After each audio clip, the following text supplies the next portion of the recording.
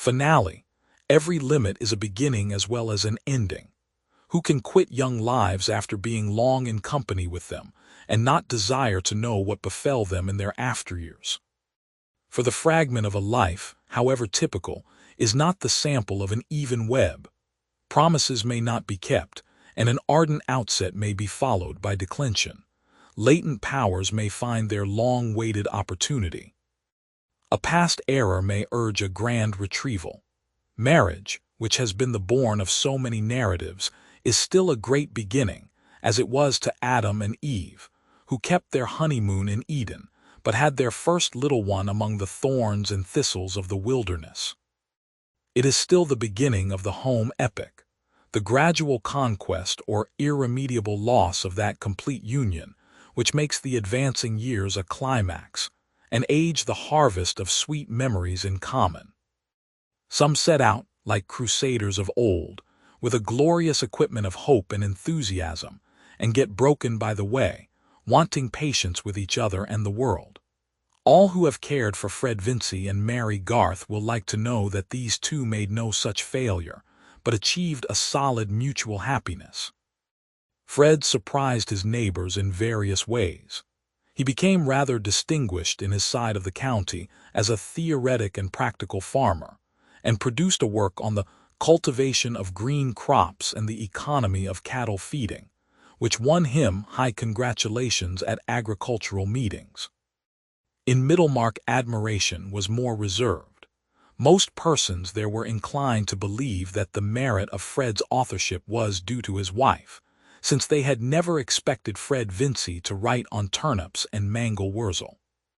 But when Mary wrote a little book for her boys called Stories of Great Men, taken from Plutarch, and had it printed and published by Grip & Co., Middlemarch, everyone in the town was willing to give the credit of this work to Fred, observing that he had been to the university, where the ancients were studied, and might have been a clergyman if he had chosen. In this way it was made clear that Middlemarch had never been deceived, and that there was no need to praise anybody for writing a book, since it was always done by somebody else. Moreover, Fred remained unswervingly steady. Some years after his marriage, he told Mary that his happiness was half owing to Fairbrother, who gave him a strong pull-up at the right moment. I cannot say that he was never again misled by his hopefulness. The yield of crops or the profits of a cattle sale usually fell below his estimate, and he was always prone to believe that he could make money by the purchase of a horse which turned out badly, though this, Mary observed, was of course the fault of the horse, not of Fred's judgment.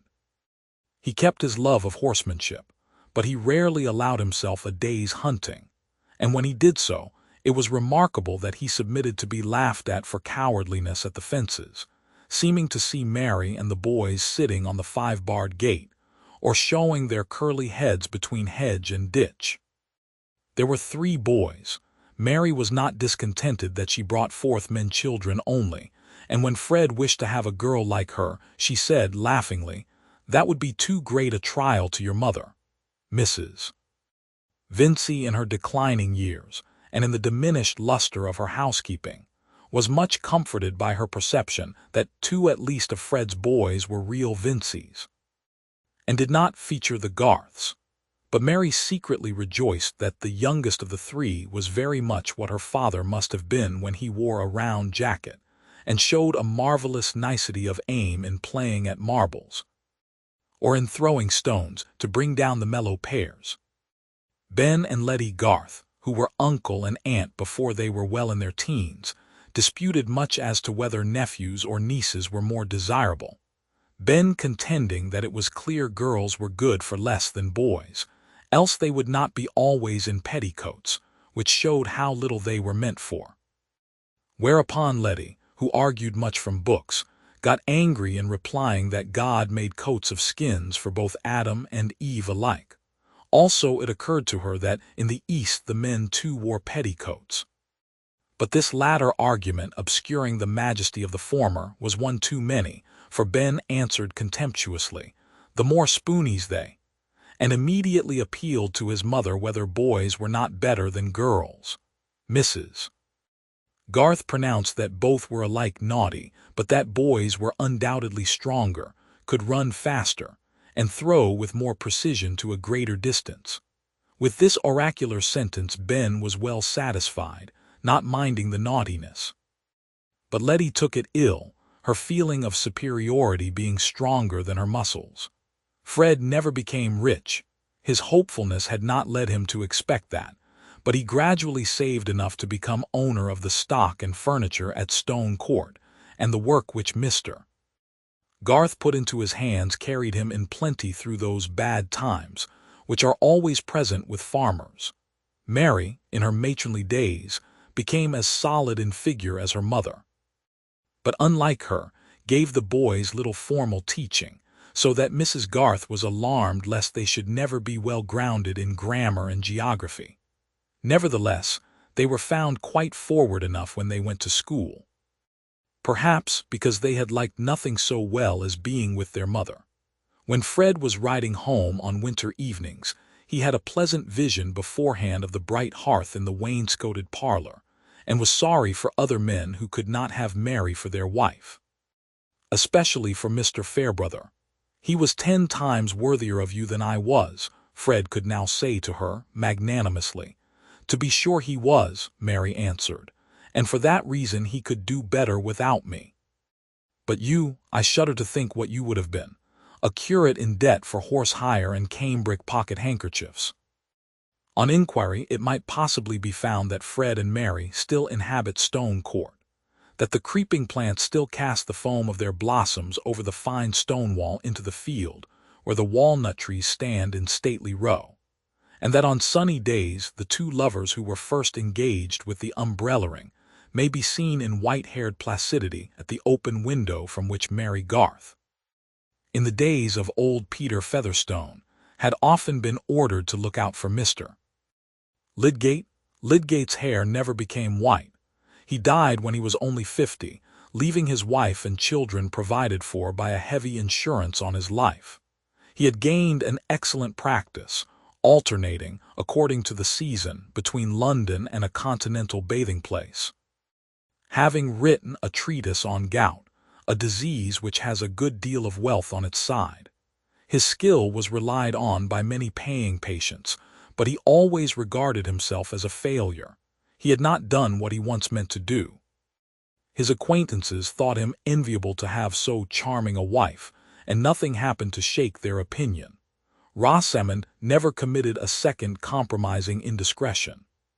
She simply continued to be mild in her temper, inflexible in her judgment, disposed to admonish her husband, and able to frustrate him by stratagem. As the years went on he opposed her less and less, whence Rosamond concluded that he had learned the value of her opinion. On the other hand, she had a more thorough conviction of his talents now that he gained a good income, and instead of the threatened cage in Bride Street provided one all flowers and gilding, fit for the bird of paradise that she resembled. In brief, Lydgate was what is called a successful man, but he died prematurely of diphtheria, and Rosamond afterwards married an elderly and wealthy physician, who took kindly to her 4 children. She made a very pretty show with her daughters, driving out in her carriage, and often spoke of her happiness as a reward.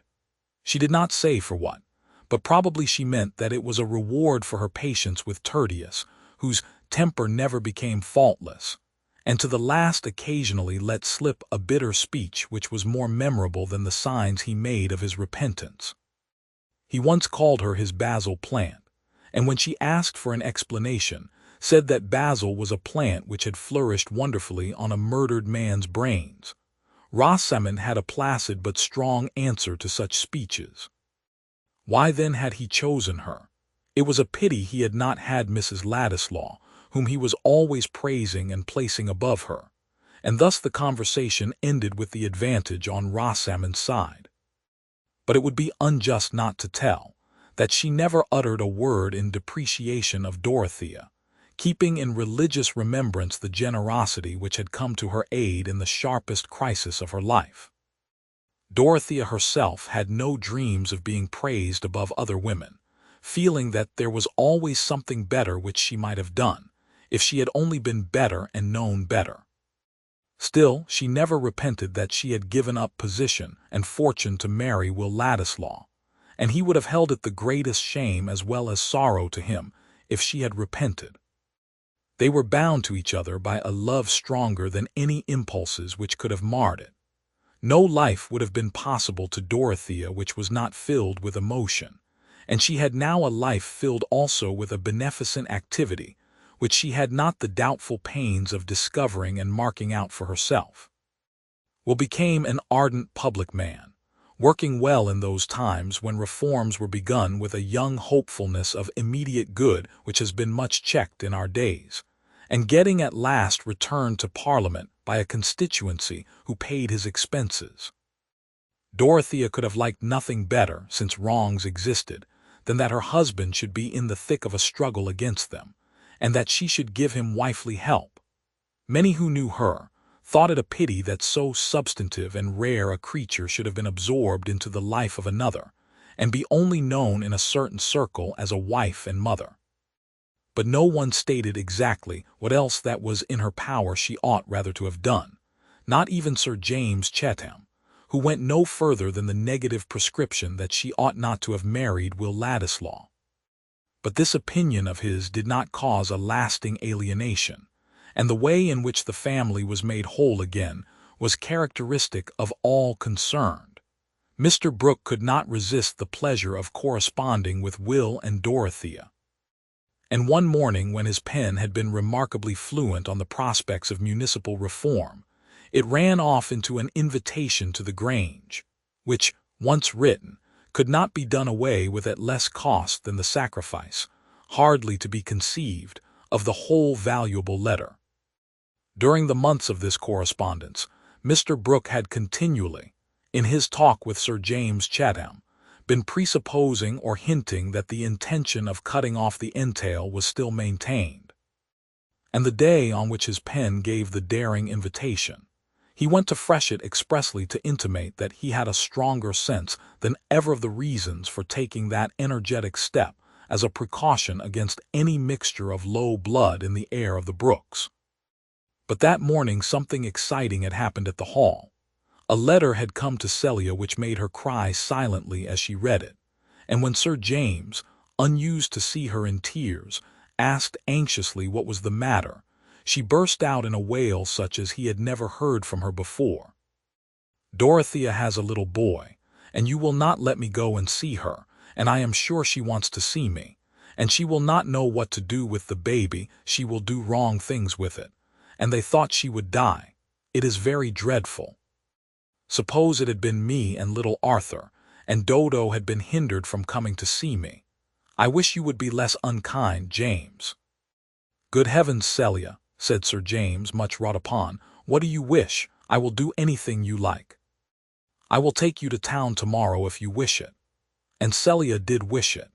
It was after this that Mr. Brooke came, and meeting the baronet in the grounds, began to chat with him in ignorance of the news, which Sir James for some reason did not care to tell him immediately.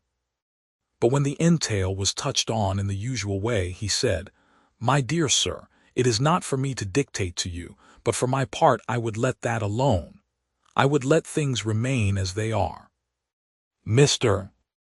Brooke felt so much surprised that he did not at once find out how much he was relieved by the sense that he was not expected to do anything in particular. Such being the bent of Celia's heart, it was inevitable that Sir James should consent to a reconciliation with Dorothea and her husband. Where women love each other, men learn to smother their mutual dislike. Sir James never liked Ladislaw, and Will always preferred to have Sir James's company mixed with another kind. They were on a footing of reciprocal tolerance, which was made quite easy only when Dorothea and Celia were present. It became an understood thing that Mr. and Mrs. Ladislaw should pay at least 2 visits during the year to the Grange, and there came gradually a small row of cousins at Freshitt, who enjoyed playing with the 2 cousins visiting Tipton as much as if the blood of these cousins had been less dubiously mixed. Mr. Brooke lived to a good old age, and his estate was inherited by Dorothea's son, who might have represented Middlemarch, but declined, thinking that his opinions had less chance of being stifled if he remained out of doors. Sir James never ceased to regard Dorothea's second marriage as a mistake, and indeed this remained the tradition concerning it in Middlemarch, where she was spoken of to a younger generation as a fine girl who married a sickly clergyman, old enough to be her father, and in little more than a year after his death gave up her estate to marry his cousin, young enough to have been his son, with no property and not well born. Those who had not seen anything of Dorothea usually observed that she could not have been a nice woman, else she would not have married either the one or the other. Certainly, those determining acts of her life were not ideally beautiful. They were the mixed result of young and noble impulse struggling amidst the conditions of an imperfect social state, in which great feelings will often take the aspect of error, and great faith the aspect of illusion. For there is no creature whose inward being is so strong that it is not greatly determined by what lies outside it. A new Teresa will hardly have the opportunity of reforming a conventual life, any more than a new Antigone will spend her heroic piety in daring all for the sake of a brother's burial. The medium in which their ardent deeds took shape is forever gone, but we insignificant people with our daily words and acts are preparing the lives of many Dorotheas, some of which may present a far sadder sacrifice than that of the Dorothea whose story we know. Her finely touched spirit had still its fine issues, though they were not widely visible. Her full nature, like that river of which Cyrus broke the strength, spent itself in channels which had no great name on the earth. But the effect of her being on those around her was incalculably diffusive, for the growing good of the world is partly dependent on unhistoric acts, and that things are not so ill with you and me as they might have been, is half owing to the number who lived faithfully a hidden life, and rest in unvisited tombs. The end.